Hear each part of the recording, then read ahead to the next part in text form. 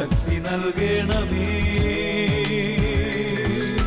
വേഗം വരണമേ, സ്നേഹം പകരണമേ, ആത്മാവിലൊന്നു തൊടണമേ.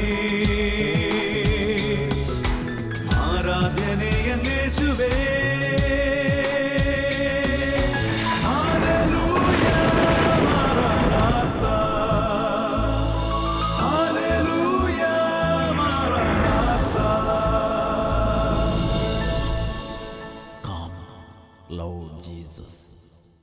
പ്രിയപ്പെട്ട സഹോദരങ്ങളെ, ഈ ലോകത്തിൽ പിശാച് വളരെ കൗശലപൂർവം തകർക്കാൻ ശ്രമിക്കുന്ന ഒരു കാര്യമാണ് യേശുക്രിസ്തുവിന് സമർപ്പണം ചെയ്തിട്ടുള്ള ആളുകൾക്ക് ഇതൊക്കെ വെറുതെയാണെന്ന് തോന്നാൻ തുടങ്ങും. അതുകൊണ്ട് യേശുക്രിസ്തുവിന് സമർപ്പണം ചെയ്തിരിക്കുന്ന വൈദികർ ചിലർ സമർപ്പിത ജീവിതം വെറുതെയാണെന്ന് തോന്നുന്നത് കൊണ്ട് അവർ വൈദിക ജീവിതം ഉപേക്ഷിക്കും. യേശുക്രിസ്തുവിന് സമർപ്പണം ചെയ്ത് സമർപ്പിത ജീവിതം നയിക്കുന്ന അനേകം സിസ്റ്റേഴ്സിനെ പിശാച് ഇടം വലം സൗകര്യം കൊടുക്കാതെ പിശാച് അവരെ സമ്മർദ്ദത്തിലാക്കും. എന്തിനു വേണ്ടിയിട്ടാണെന്നറിയോ? സമർപ്പിത ജീവിതം ഉപേക്ഷിക്കാൻ വേണ്ടി നിർബന്ധിക്കും. അപ്പോൾ ചില സിസ്റ്റേഴ്സിന് പിടിച്ചു നിൽക്കാൻ പറ്റാതെ അവരെന്ത് ചെയ്യും? അവർ സമർപ്പിത ജീവിതം ഉപേക്ഷിച്ച് ലോകത്തിലേക്ക് പോകും, ദൈവവിളി ഉപേക്ഷിച്ച് പോകും. പ്രിയപ്പെട്ട സഹോദരങ്ങളെ, വൈദിക വിദ്യാർത്ഥികളെയും ഇതുപോലെ ബുദ്ധിമുട്ടിക്കും. അപ്പോൾ അവർക്ക് തോന്നും ഈ വൈദികനാകണ്ട, അവരും ദൈവവിളി ഉപേക്ഷിച്ച് ലോകത്തിലേക്ക് പോകും. ഇനി ക്രിസ്ത്യാനികളായ അനേകം ക്രിസ്ത്യാനികൾക്കും ഇതേ പൈശാചിക പീഡ ഉണ്ടാകും. അവർ തോന്നും നമ്മളിങ്ങനെ കൊന്തയിലിരുന്നിട്ട് എന്താ കാര്യം, നമ്മളിങ്ങനെ കുരിശിൻ്റെ വഴി ചെല്ലിയിരുന്നിട്ട് എന്താ കാര്യം, വല്ല ഗുണമുണ്ടോ എന്ന് സമർപ്പിത ജീവിതത്തിൻ്റെ വില അറിയാത്ത ചിലരെങ്കിലും അങ്ങനെ ചിന്തിക്കുന്നുണ്ട്. എന്നുറക്കെ പറഞ്ഞേ ഹല്ലേലൂയ. ഒരു സമർപ്പിത ജീവിതം നയിക്കുന്നതിൻ്റെ വില, ബ്രഹ്മചര്യം അനുഷ്ഠിച്ച് ജീവിക്കുന്നതിൻ്റെ വില, ഒരു വൈദികനോ സിസ്റ്ററോ ആയി ജീവിക്കുന്നതിൻ്റെ വില ഒരു ദൈവ പൈതൽ നന്നായിട്ട് മനസ്സിലാക്കണമെന്ന് ദൈവം ആഗ്രഹിക്കുന്നുണ്ട്. സങ്കീർത്തന പുസ്തകത്തിൽ 33-ാമത്തെ അധ്യായത്തിൽ 12-ാമത്തെ വാക്യം, സങ്കീർത്തനം 33:12, ദൈവത്തിൻ്റെ വചനം ഇങ്ങനെയാണ് പഠിപ്പിക്കുന്നത്: കർത്താവ് ദൈവമായുള്ള ജനവും അവിടുന്ന് തനിക്ക് വേണ്ടി തിരഞ്ഞെടുത്ത ജനതയും ഭാഗ്യമുള്ളത്. ഈ ഭാഗ്യം, ഈ ജീവിതത്തിൻ്റെ വില നമുക്കറിയാൻ പാടില്ല.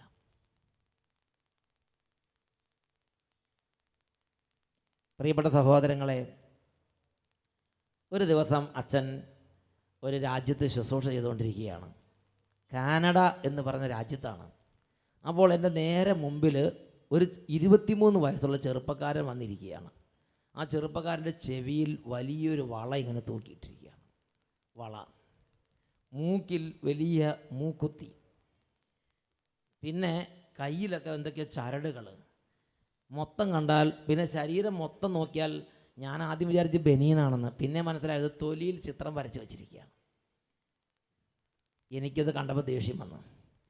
എനിക്ക് ഒരാൾ ദൈവവചനം ലംഘിച്ചിരിക്കണുണ്ട്, അപ്പോൾ വന്ന് ചെവിക്ക് പിടിക്കാൻ തോന്നും. അപ്പോൾ തന്നെ ഞാൻ പറഞ്ഞതാ, ഈ തോന്നിയാസിനെ അവിടെ നിലയ്ക്ക് നിർത്താൻ ആരുമില്ലേ? ഈ തോന്നിയാസ് ഇത്രയും തോന്നിയാസം ചെയ്തിട്ട് ഇതിന് അപ്പനും അമ്മയില്ലേ? ഇതിന് വേദപാഠം പഠിപ്പിച്ച മാഷന്മാരെവിടെയായിരുന്നു? ഇത് തോന്നിയാസം ചെയ്ത് ഇത്രയായിട്ട് ആരും ഇതിനെ നിയന്ത്രിക്കാനില്ലേ? ഞാൻ അവിടെ ഉണ്ടായിരുന്ന ചിലരോട് ശാസിച്ച് ചോദിച്ചു. അപ്പോൾ അവിടെ ഉണ്ടായിരുന്ന ചേട്ടൻ പറഞ്ഞു, മിണ്ടാൻ പാടില്ല, മിണ്ടരുത് എന്ന് പറഞ്ഞ് എൻ്റെ വായ അവരടച്ച്. ഞാൻ ചോദിച്ചു, എന്താ മിണ്ടാൻ പാടില്ലത്? ഞാനാണോ മിണ്ടാതിരിക്കേണ്ടത്? ഇങ്ങനെയുള്ള തോന്നിയാസങ്ങളാണ് അടക്കം പാലിക്കേണ്ടതെന്ന് നിങ്ങളൊന്ന് തീരുമാനിക്കാൻ പറഞ്ഞു.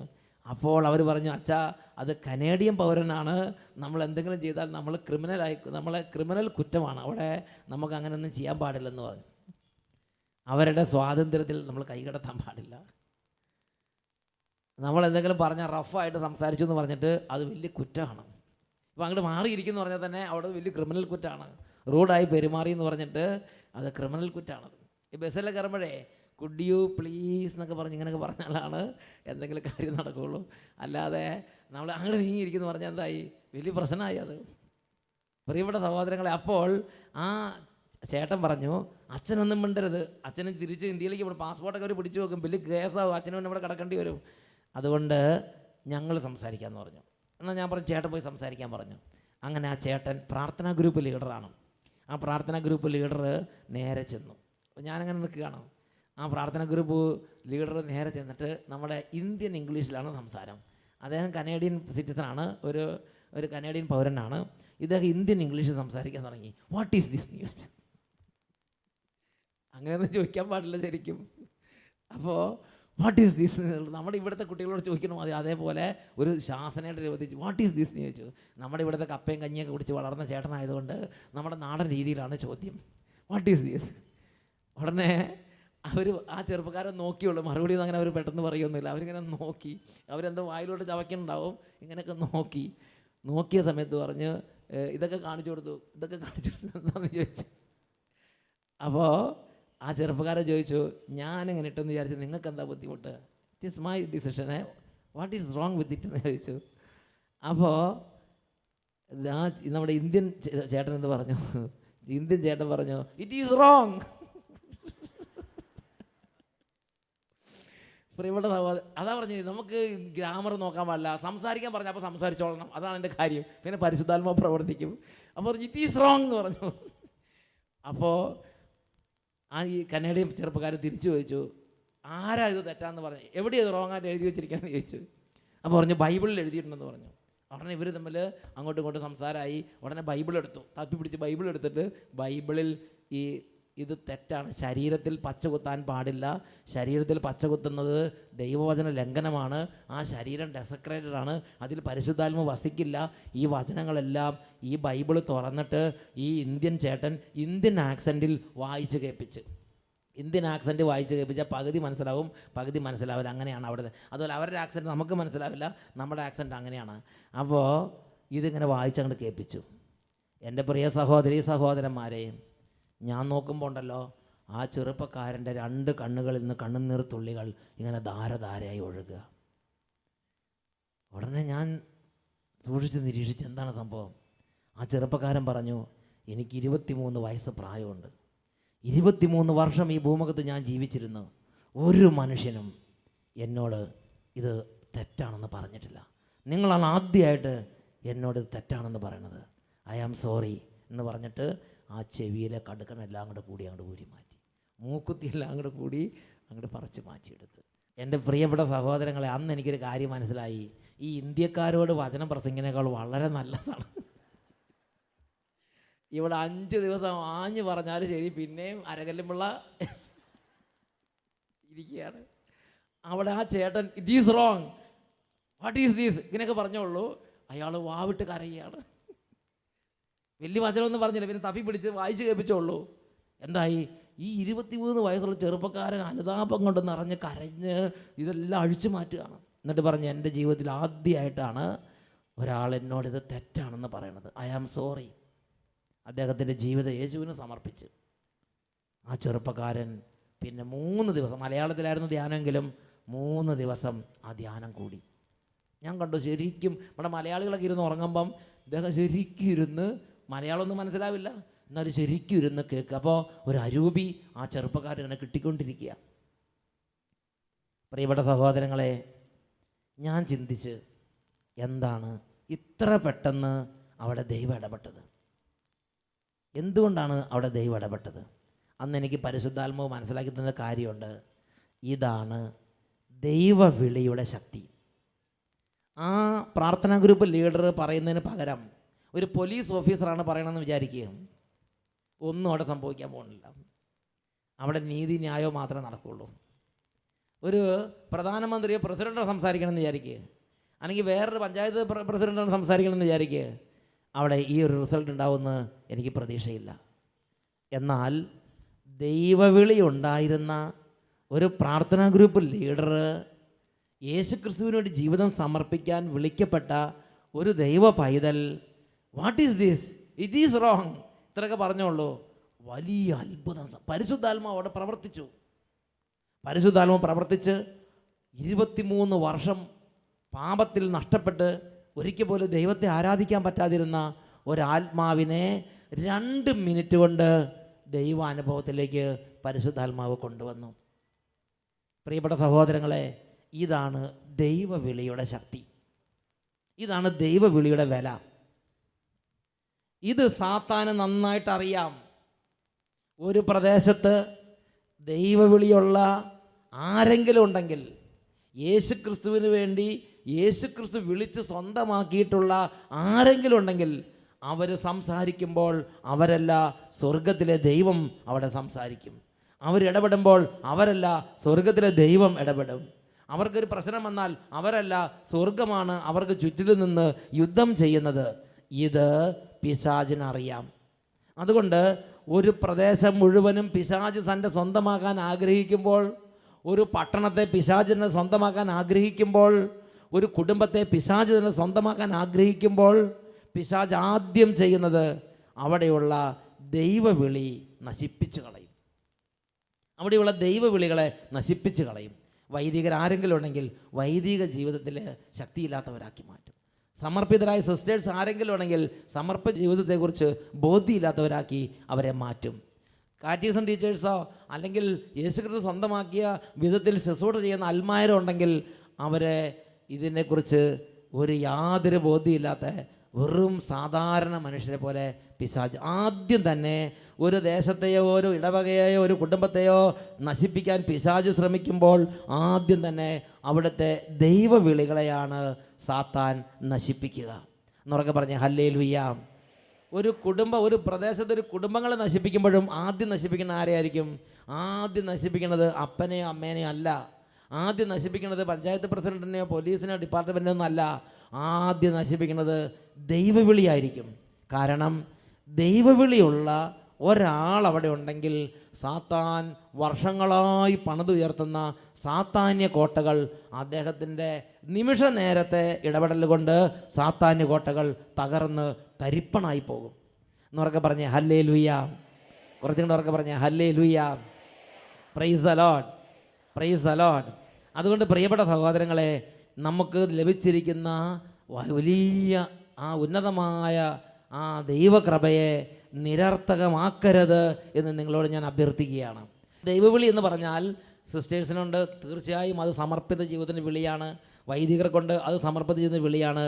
മാമോദീസ മുങ്ങിയ ഓരോരുത്തരിലും അതിൻ്റെ വിവിധ അളവുകളിൽ, വിവിധ തലങ്ങളിൽ, വിവിധ ലെവലിൽ സമർപ്പിത ജീവിതത്തിൻ്റെ ഒരു കോൾ കടപ്പുണ്ട്, ഒരു വിളി കടപ്പുണ്ട്. നമ്മൾ ലോകത്തെ ഉപേക്ഷിച്ച് യേശുവിനെ സ്വീകരിക്കുന്നതോടുകൂടി സമർപ്പണമാണ് അവിടെ ആരംഭിക്കുന്നത്. എന്നുറക്കെ പറഞ്ഞ് ഹല്ലേലൂയ. അങ്ങനെ സമർപ്പണം ചെയ്തൊരു വ്യക്തി പിന്നീട് കാറ്റീസം ടീച്ചറായിട്ട് വരുന്നു, അല്ലെങ്കിൽ ഒരു സുവിശേഷ ശുശ്രൂഷകനാകുന്നു, പ്രാർത്ഥനാ ഗ്രൂപ്പ് ലീഡറാകുന്നു, അല്ലെങ്കിൽ വീട് സന്ദർശനം നടത്തുന്നു, രോഗികൾക്ക് വേണ്ടി ഓരോ തലങ്ങളിലും ദൈവവിളിയുടെ ശക്തി ആ വ്യക്തിയിലൂടെ വെളിപ്പെടാൻ ദൈവം സന്തോഷിക്കുകയാണ്. അബ്രാഹത്തെ ദൈവം വിളിച്ചു. നിങ്ങൾ ചിന്തിച്ചു, അബ്രാഹം ഒരു പുരോഹിതനായിരുന്നോ? നിങ്ങളൊക്കെ പറ. അബ്രാഹം ഒരു വൈദികനായിരുന്നോ? പൗരോഹിത്യം ഉണ്ടായിരുന്നോ? അബ്രാഹത്തെ ദൈവം വിളിച്ച് വേർതിരിച്ചു. ഒരു സമർപ്പിത ജീവിതം നയിക്കുന്ന ഒരു വ്യക്തിയുടെ പ്രതീകമാണ് അബ്രാഹം. ദൈവം വിളിച്ച് വേർതിരിച്ച ഒരു ജീവിതമാണത്. അദ്ദേഹത്തിന് ഭാര്യ ഉണ്ടായിരുന്നു, മക്കളും ഉണ്ടായിരുന്നു. കടൽ തീരത്തെ മണൽത്തരി പോലെ മക്കളുണ്ടാകുന്ന വാഗ്ദാനമുള്ള ആളായിരുന്നു അബ്രാഹം. പ്രിയപ്പെട്ട സഹോദരങ്ങളെ, അങ്ങനെ അബ്രാഹത്തിൻ്റെ ഭാര്യ സാറ, പിന്നെ പരിവാരങ്ങളെല്ലാം കൂടി ഇങ്ങനെ നീങ്ങിക്കൊണ്ടിരിക്കുകയാണ്. അങ്ങനെ നീങ്ങിക്കൊണ്ടിരിക്കുന്ന സമയത്ത് നിങ്ങൾ പ്രത്യേകം മനസ്സിലാക്കേണ്ട ഒരു കാര്യമുണ്ട്. അങ്ങനെ നീങ്ങിക്കൊണ്ടിരിക്കുന്ന സമയത്ത് ഒരു പ്രത്യേക രാജ്യത്ത് ചെന്നു. അങ്ങനെ പ്രത്യേക രാജ്യത്ത് ചെന്നപ്പോൾ അവിടുത്തെ രാജാവിന് അബ്രാഹത്തിൻ്റെ ഭാര്യയെ കണ്ടപ്പോൾ ഭയങ്കരമായ അട്രാക്ഷൻ ഉണ്ടായി. അങ്ങനെ അബ്രാഹത്തിൻ്റെ ഭാര്യയെ സ്വന്തമാക്കി. അങ്ങനെ നിൽക്കുന്ന സമയത്ത് അബ്രാഹത്തിൻ്റെ ഭാര്യയെ ആ രാജാവ് ഒരു അന്തഃപുരത്തിലേക്ക് കൂട്ടിക്കൊണ്ടുപോയി. പ്രിയപ്പെട്ട സഹോദരങ്ങളെ, അവിടെ 20-ാം അധ്യായം 3-ാമത്തെ വാക്യത്തിൽ കാണുന്നത് എങ്ങനെയാണ്? ദൈവം ആ രാത്രി ഇടപെടുകയാണ്. ദൈവം ആ രാത്രി ആ രാജാവിൻ്റെ കൊട്ടാരത്തിലേക്ക് ചെല്ലുകയാണ്. ആ രാജാവിൻ്റെ കൊട്ടാരത്തിൽ ചെന്നിട്ട് രാജാവിനെ ഉറങ്ങാൻ സമ്മതിക്കുന്നില്ല. രാജാവിനെ ഉണർത്തി രാജാവിനോട് പറയുകയാണ്, നീ സ്വന്തമാക്കിയിരിക്കുന്ന സ്ത്രീ നിമിത്തം നീ ഇതാ പിണമായി തീരാൻ പോകുന്നു. കാരണം അവൾ ഒരുവൻ്റെ ഭാര്യയാണ്. ഒരുവൻ്റെ എന്ന് പറയുന്നത് അബ്രാഹം എന്നുള്ളത് കാര്യം എടുത്ത് പറയുന്നില്ല. അബ്രാഹത്തെ അപ്പോഴും ദൈവം പ്രൊട്ടക്റ്റ് ചെയ്യാണ്. ഒരുവൻ്റെ എന്ന് പറഞ്ഞ് അറിയാത്ത മാതിരി അങ്ങനെ നിൽക്കുകയാണ് ദൈവം. അബ്രാഹത്തെ ചീത്തപ്പേരുണ്ടാക്കാൻ ദൈവം ഇത് ഇഷ്ടപ്പെടുന്നില്ല. അവൾ ഒരുവൻ്റെ ഭാര്യയാണ്, നീ തുടരുത്, നീ ചെയ്ത് തെറ്റാണെന്ന് പറഞ്ഞ് ആ അബിമേലെക്ക് എന്ന് പറഞ്ഞ രാജാവിനെ ദൈവം ശാസിക്കുകയാണ്. 4-ാമത്തെ 5-ാമത്തെ വാക്യങ്ങൾ. അബിമേലെക്ക് അവളെ സമീപിച്ചിട്ടില്ലായിരുന്നു. അവൻ ചോദിച്ചു, കർത്താവേ, നിരപരാധനെ അങ്ങ് കൊന്നുകളയുമോ? അവൾ എൻ്റെ സഹോദരിയാണ് എന്ന് അവൻ തന്നെയല്ലേ എന്നോട് പറഞ്ഞത്? അവൻ എൻ്റെ സഹോദരനാണ് എന്ന് അവളും പറഞ്ഞു. നിർമ്മലമായ ഹൃദയത്തോടും കറയറ്റ കൈകളോടും കൂടെയാണ് ഞാൻ ഇത് ചെയ്തത്. എനിക്ക് എന്തായാലും ഒരു കാര്യം മനസ്സിലായത്, ഈ അബ്രാഹത്തെയും സാറായേക്കാൾ കുറച്ചും കൂടെ ക്ലിയറാണ് ആര്? അബിമേലെക്ക്. ദൈവത്തോടാണ് പറയണത് എന്ത്? ഞാൻ നിർമ്മലമായ ഹൃദയത്തോടും കറയറ്റ കൈകളോടും കൂടെയാണ് അങ്ങയുടെ തിരുമുമ്പിൽ വ്യാപരിക്കുന്നത്. അങ്ങേക്ക് അറിയില്ല, ആരും പറഞ്ഞു തരേണ്ട ആവശ്യമൊന്നുമില്ലല്ലോ, അങ്ങ് ഹൃദയം അറിയുന്നവനല്ലേ, അങ്ങേക്ക് അറിയാലോ എന്ന് ദൈവത്തോട് പറയണമെങ്കിൽ എത്രമാത്രം വിശുദ്ധിയുടെ ഉടമയായിരിക്കും അബിമേലെക്ക്. അബിമേലെക്ക് ദൈവത്തിന് മുമ്പിൽ അദ്ദേഹത്തിൻ്റെ നിഷ്കളങ്കത പറയണത് കണ്ടോ? നിരപരാധനെ അങ്ങ് കൊന്നുകളയുമോ? മനസ്സാവാച പാപം ചെയ്യാൻ ഞാൻ ആഗ്രഹിച്ചിട്ടില്ല. പ്രിയപ്പെട്ട സഹോദരങ്ങളെ, അപ്പോൾ ദൈവം പറയണത് ശ്രദ്ധിച്ചു നോക്കിയേ. അപ്പോൾ ദൈവം സ്വപ്നത്തിൽ അവനോട് പറഞ്ഞു, നിർമ്മലമായ ഹൃദയത്തോടെയാണ് നീ ഇത് ചെയ്തതെന്ന് എനിക്കറിയാം. എനിക്കെതിരായി പാപം ചെയ്യുന്നതിൽ ഞാനാണ് നിന്നെ തടഞ്ഞത്. അതുകൊണ്ടാണ് അവളെ തൊടാൻ നിന്നെ ഞാൻ അനുവദിക്കാതിരുന്നത്. അവൻ്റെ ഭാര്യയെ തിരിച്ചേൽപ്പിക്കുക. അവൻ പ്രവാചകനാണ്. അവൻ നിനക്ക് വേണ്ടി പ്രാർത്ഥിക്കും, നീ ജീവിക്കുകയും ചെയ്യും. എന്നാൽ നീ അവളെ തിരിച്ചേൽപ്പിക്കുന്നില്ലെങ്കിൽ നീയും നിൻ്റെ ജനങ്ങളും മരിക്കുമെന്നറിഞ്ഞുകൊള്ളുക. നീയും നിൻ്റെ ജനങ്ങളും മരിക്കുമെന്നറിഞ്ഞുകൊള്ളുക. എന്താ അതിൻ്റെ അർത്ഥം? ആരാ കൊല്ലുന്നത്? അബ്രാഹം ഒന്നും ചെയ്യില്ല, അബ്രാഹത്തിൻ്റെ കയ്യിൽ ഒന്നുമില്ല. അബ്രാഹം അല്ലാതെ തന്നെ പേടിച്ച് പറിച്ചിരിക്കുകയാണ്. ആരാണപ്പോൾ ചെയ്യുന്നത്? സ്വർഗം അവിടെ ഇടപെടാൻ പോവുകയാണ്. സ്വർഗം ഓൾറെഡി അവിടെ കമ്മിറ്റി കൂടി തീരുമാനം എടുത്തിട്ടുണ്ട്. ഇപ്പോൾ ട്രസ്റ്റ് മീറ്റിംഗ് കൂടി എന്നൊക്കെ പറഞ്ഞില്ലേ, അതേമാതിരി അവിടെ കമ്മിറ്റി കൂടി അവിടെ തീരുമാനം എടുത്ത് എന്ത്? സൈന്യത്തെ അയക്കാനായിട്ട്. അബിമേലെക്കിൻ്റെ ജനങ്ങളെയും ആ ദേശത്ത് നിന്ന് തുടച്ചു മാറ്റാൻ സൈന്യത്തെ അയക്കാൻ സ്വർഗത്തിൽ തീരുമാനമെടുത്തു. ആ തീരുമാനം സ്വപ്നത്തിൽ ദൈവം നേരിട്ട്. അപ്പം നിങ്ങൾ ചിന്തിച്ചു നോക്കിക്കേ, ദൈവത്തിന് വേണ്ടി സമർപ്പണം ചെയ്ത ആ വ്യക്തിക്ക് ചിലപ്പോൾ പേടി പിടികൂടും, ചിലപ്പോൾ ഒരു പരിഭ്രാന്തി പിടികൂടും, ചിലപ്പോൾ ചില കയ്യബദ്ധം സംഭവിക്കും.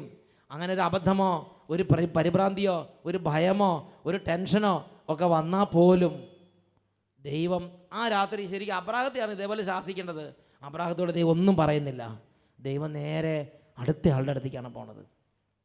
എന്ന് പറഞ്ഞാൽ തനിക്ക് വേണ്ടി സമർപ്പണം ചെയ്തിരിക്കുന്ന ഒരു വ്യക്തിയുടെ ഉത്തരവാദിത്വം ദൈവത്തിനാണ്. ആ വ്യക്തിക്ക് ചില മിസ്റ്റേക്കൊക്കെ വരും, വീഴ്ചയൊക്കെ വരും. പക്ഷേ ആ വ്യക്തിയുടെ ഇപ്പം നിങ്ങൾ ഒരാൾ പ്രാർത്ഥന ഗ്രൂപ്പ് ലീഡറായിട്ട്, അല്ലെങ്കിൽ നിങ്ങൾ കർത്താവിന് വേണ്ടി നിങ്ങളുടെ ജീവിതം സമർപ്പണം ചെയ്തു. ദൈവമേ, എനിക്ക് പാടുള്ളതുപോലെ ഞാൻ അങ്ങേ സ്നേഹിക്കും, പാടുള്ളതുപോലെ ഞാൻ വചനോത്സവം വിതരണം ചെയ്യും, പാടുള്ളതുപോലെ ഞാൻ ഷാലോം ചാനലിന് വേണ്ടി പ്രവർത്തിക്കും, പാടുള്ളതുപോലെ ഞാൻ 10 പേരെ പള്ളിയിലേക്ക് കൂട്ടിക്കൊണ്ട് വരും. അങ്ങനെ നീ വീട് സന്ദർശനമോ എന്തെങ്കിലും ചെയ്താൽ നിനക്ക് ഒരു പ്രശ്നം വരുമ്പോൾ നിൻ്റെ ദൈവമായിരിക്കും നിൻ്റെ വീട്ടുകാരേക്കാൾ അധികം കടന്ന് ഓടുന്നത് നിൻ്റെ ദൈവമായിരിക്കും. അത്രയും ദൈവം തൻ്റെ തിരഞ്ഞെടുത്തവരെ അറിയുന്നുണ്ട്. അറിയണില്ല, കേൾക്കണില്ല നിങ്ങൾ വിചാരിച്ചിരിക്കരുത്. നമ്മൾ ഈ മൂലയിൽ കടന്ന് ചെളി കടന്ന് കഷ്ടപ്പെടുകയാണ്, ഇതൊന്നും ആരും കാണുന്നില്ല എന്ന് വിചാരിച്ചിരിക്കരുത്. Praise the Lord. നമ്മുടെ വീട്ടുകാർ നമുക്ക് വേണ്ടി ഓടുന്നതിനേക്കാൾ കൂടുതൽ ദൈവത്തിൻ്റെ സ്വന്തമായ ആളുകൾക്ക് വേണ്ടി ദൈവം ഇടം വലം പകൽ അങ്ങോട്ടും ഇങ്ങോട്ടും മൂവ് ചെയ്തുകൊണ്ടിരിക്കും എന്നുള്ളത് സത്യമാണ്. ദൈവം അബിമേലെക്കിനോട് പറയാണ്, നീ മര്യാദയ്ക്ക് തിരിച്ചേൽപ്പിക്കുകയാണ് നല്ലത്. നീ വലിയ തത്വശാസ്ത്രം ഒന്നും പറയാൻ നിൽക്കണ്ട, നീ മര്യാദയ്ക്ക് തിരിച്ചേൽപ്പിക്കുകയാണ് നല്ലത്. നീ തിരിച്ചേൽപ്പിക്കുന്നില്ലെങ്കിൽ നീയും നിൻ്റെ ജനങ്ങൾ നശിക്കുമെന്ന് അറിഞ്ഞുകൊള്ളുക. പുലിനകവും പൂച്ചനകവും കണ്ട തിരിച്ചറിയാൻ കഴിവുള്ള ഒരാളായിരുന്നു അബിമേലെക്ക്. അപ്പം തന്നെ തീരുമാനം എടുത്തു. നേരെ വലിയ പാരിതോഷികങ്ങളോടുകൂടെ അബ്രാഹത്തിൻ്റെ അടുത്ത് അബ്രാഹത്തോട് പറഞ്ഞു, എൻ്റെ അബ്രാഹം, നീ എന്ത് ചതിയാ എന്നോട് ചെയ്തതെന്ന് ചോദിച്ചു. പിന്നെ ഒന്നും പറയാനൊന്നുമില്ല, വേഗം കൊണ്ട് സാറേനെ തിരിച്ചേൽപ്പിച്ചു. അബ്രാഹം പറഞ്ഞ് പറ്റിപ്പോയി, സാരമില്ല വേഗം കൊണ്ടെന്ന് പറഞ്ഞ് എന്തായാലും ശരി വിഷയങ്ങളൊക്കെ ക്ലോസ് ചെയ്തു. അപ്പോൾ അബ്രാഹം അബിമേലെക്കിന് വേണ്ടി പ്രാർത്ഥിച്ചു. പ്രിയപ്പെട്ട സഹോദരൻ, ഇതെല്ലാം കഴിഞ്ഞിട്ട് വേണമെങ്കിൽ ദൈവത്തിന് 2 വാക്ക് പറയാമായിരുന്നു. അബ്രാഹാം, തോന്നിയാസി, മറക്കടമുഷ്ടി, ഇതൊക്കെയാണ് നീ പറയായിരുന്നു. ഒരു വാക്ക് കുറ്റപ്പെടുത്തുന്നില്ല. ന്യായമായി ഞാൻ ചിന്തിച്ചെങ്ങനെയാണ്, ഈ കോംപ്ലിക്കേഷനൊക്കെ അവസാനിപ്പിച്ചതിന് ശേഷം 2 വാക്ക് ശരിക്കും അബ്രാഹത്തിന് കൊടുക്കാമായിരുന്നു. ഒരു പെട ശരിക്കും ആവശ്യമായിരുന്നു. ഒരു വാക്ക് അബ്രാഹത്തെ വിഷമിപ്പിക്കുന്നില്ല, അബ്രാഹത്തോട് ഒന്നും പറയുന്നില്ല. അതിനേക്കാൾ എനിക്ക് ചിലപ്പോൾ ഞാൻ വായിച്ചിരുന്ന ചിലപ്പോൾ എനിക്ക് കരച്ചിൽ വന്ന സംഗതിയുണ്ട്. എന്താണെന്നറിയോ? എന്നിട്ട് ഈ അബ്രാഹം കൈ ഉയർത്തി പ്രാർത്ഥിക്കുകയാണ് അബീമേലെക്കിന് വേണ്ടി കൈ ഉയർത്തി പ്രാർത്ഥിച്ചപ്പോൾ സ്വർഗത്തിലെ ദൈവം താഴത്തേക്ക് ഇറങ്ങി വന്നിട്ട് അബീമേലെക്കിനെയും കുടുംബത്തെയും അനുഗ്രഹിച്ച് സുഖപ്പെടുത്തി. അതുവരെ സുഖപ്പെടുത്തിയില്ല. അബ്രാഹം പ്രാർത്ഥിക്കുന്നത് വരെ ദൈവം കാത്തിരുന്ന് സുഖപ്പെടുത്താൻ വേണ്ടി. ശരിക്കും പറഞ്ഞാൽ ഈ സാറായൊക്കെ തിരിച്ചേൽപ്പിച്ച് കഴിഞ്ഞപ്പോൾ ഇത്രയും ഞാൻ പറഞ്ഞ അനുസരിച്ച് അബീമേലെക്കിനെ ഇനി ഞാൻ അനുഗ്രഹിക്കുക, എന്തിനു കാത്തിരിക്കണം എന്ന് പറഞ്ഞ് നേരെ പോയി അനുഗ്രഹിക്കായിരുന്നു. ദൈവം അനുഗ്രഹിച്ചില്ല. ദൈവം തൻ്റെ സമർപ്പിതൻ പ്രാർത്ഥിക്കാൻ വേണ്ടി കാത്തിരിക്കുകയാണ്. തൻ്റെ സമർപ്പിതൻ്റെ വാക്കിന് വിലയുണ്ടെന്ന് ഈ ലോകം അറിയേണ്ടതിന് എൻ്റെ സമർപ്പിതൻ പ്രാർത്ഥിക്കട്ടെ, അപ്പം ഞാൻ പോയി അവരെ അനുഗ്രഹിക്കുമെന്ന് പറഞ്ഞ് ദൈവം കാത്തിരിക്കുകയാണ്. അങ്ങനെ അവസാനം അബ്രാഹം പ്രാർത്ഥിച്ചു കഴിഞ്ഞപ്പോൾ പ്രിയപ്പെട്ട സഹോദരങ്ങളെ, ബൈബിളിൽ നമ്മൾ വായിക്കുന്നത് എങ്ങനെയാണ്? അബ്രാം ദൈവത്തോട് പ്രാർത്ഥിച്ചു. ദൈവം അബീമേലെക്കിനെയും ഭാര്യയെയും വേലക്കാരികളെയും സുഖപ്പെടുത്തി. അവർക്കെല്ലാവർക്കും സന്താനങ്ങളും ജനിച്ചു. കാരണം അബ്രാഹത്തിൻ്റെ ഭാര്യ സാറായെ പ്രതി കർത്താവ് അബീമേലെക്കിൻ്റെ അന്തഃപുരത്തിലെ സ്ത്രീകളെയെല്ലാം വന്ധ്യകളാക്കിയിരുന്നു. പ്രിയപ്പെട്ട സഹോദരങ്ങളെ, നോക്ക്, കർത്താവ് തൻ്റെ തിരഞ്ഞെടുത്തവരെ താൻ മാനിക്കുന്നു എന്ന് ഈ ലോകം അറിയേണ്ടതിന്, നാനാജാതികൾ അറിയേണ്ടതിന് ദൈവം അവിടെ ജനത്തിൻ്റെ മുമ്പിൽ തൻ്റെ സമർപ്പിതനെ അവിടെ ഉയർത്തി നിർത്തുകയാണ്. ഒരു ബ്രഹ്മചാരി എന്ന് പറഞ്ഞ നിസ്സാര ആളല്ല. ഒരു ബ്രഹ്മചാരി, ഒരു സമർപ്പിതൻ, അല്ലെങ്കിൽ കർത്താവിന് വേണ്ടി വേർതിരിക്കപ്പെട്ടൊരു ജീവിതം, മാമോദിസ സ്വീകരിച്ചൊരു ജീവിതം, കർത്താവിന് വേണ്ടി സമർപ്പിച്ചൊരു ജീവിതം, കർത്താവ് സ്വന്തമാക്കിയൊരു ജീവിതം ഒരു നിസ്സാര കാര്യമല്ല. വിശുദ്ധ യോഹന്നാൻ്റെ സുവിശേഷത്തിൽ 15-ാം അധ്യായത്തിൽ ഈശോ എന്താ പറഞ്ഞത്? നിങ്ങൾ എന്നെ തിരഞ്ഞെടുക്കുകയല്ല, ഞാൻ നിങ്ങളെ തിരഞ്ഞെടുക്കുകയാണ് ചെയ്തത്. Praise the Lord. നിങ്ങൾ എന്നെ തിരഞ്ഞെടുക്കുകയല്ല, ഞാൻ നിങ്ങളെ തിരഞ്ഞെടുക്കുകയാണ് ചെയ്തത്. ദൈവമാണ് നമ്മളെ തിരഞ്ഞെടുത്തത്. അതുകൊണ്ടാണ് ഈ വചനം കേൾക്കാൻ നമുക്ക് സാധിച്ചത്. അതുകൊണ്ടാണ് മാമോദിസയെക്കുറിച്ച് നമ്മൾ അറിഞ്ഞത്. അതുകൊണ്ടാണ് കൂദാശകൾ സ്വീകരിക്കാൻ നമുക്ക് കഴിയുന്നത്. അതുകൊണ്ടാണ് വിശുദ്ധർ എന്ന് നമ്മൾ വിളിക്കപ്പെടുന്നത്. ഓരോ ക്രിസ്ത്യാനിക്കും ഒരു വിളിയുണ്ട്. ആ വിളിയെ അംഗീകരിക്കണം. ആദ്യം തന്നെ അംഗീകരിക്കണം. ദൈവമേ, എന്നെ ഒരു ക്രിസ്ത്യാനിയാകാൻ വിളിച്ചതിന് നന്ദി. എനിക്ക് മാമോദീസ തന്നതിന് നന്ദി. മാമോദീസയോട് കൂടെ സഭയിൽ എനിക്കൊരു വിളിയുണ്ട്, നന്ദി പറയുക. രണ്ടാമത്, വിളിയുടെ അതിനാഥനായ യേശു ക്രിസ്തുവിനെ ഹൃദയത്തിൽ എപ്പോഴും ആരാധിച്ചുകൊണ്ടിരിക്കണം. യേശുവിനെ ആരാധിക്കുന്നിടത്താണ് യേശുവിൻ്റെ ശക്തി വെളിപ്പെടുക. യേശുവിനെ ആരാധിക്കണം. യേശുവിനെ ആരാധിച്ച്, യേശുവിനെ സ്നേഹിച്ച്, യേശുവിനുള്ള പ്രാർത്ഥനകൾ, പിന്നെ വിശുദ്ധിയെ സ്നേഹിക്കുക. പ്രിയപ്പെട്ട സഹോദരങ്ങളെ, പിന്നെ ഒരു പ്രശ്നം വരുമ്പോൾ ഭയപ്പെടാതെ യേശുവിൻ്റെ നാമത്തിൽ സംസാരിക്കുക. ഓരോരുത്തരുടെയും ദൈവവിളിയുടെ ലെവൽ അനുസരിച്ച് അവിടെ കർത്താവിൻ്റെ അത്ഭുതങ്ങൾ നമ്മുടെ ജീവിതത്തിൽ ഇടം വലം എല്ലാ മണ്ഡലങ്ങളിലും വ്യാപരിക്കുന്നത് കാണാൻ നമുക്ക് കഴിയും. ഹല്ലേലൂയ, മാറാനാഥാ. Come, Lord Jesus.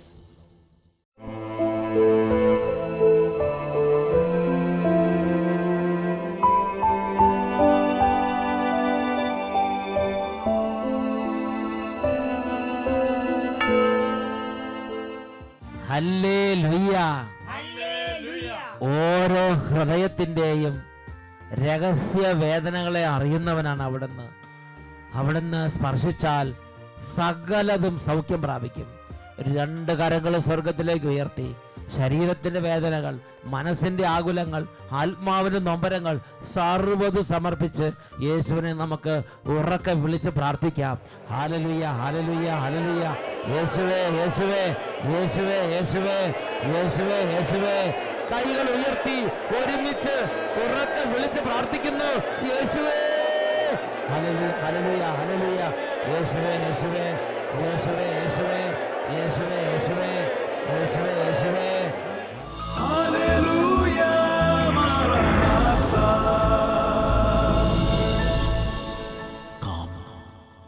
ജീസസ്.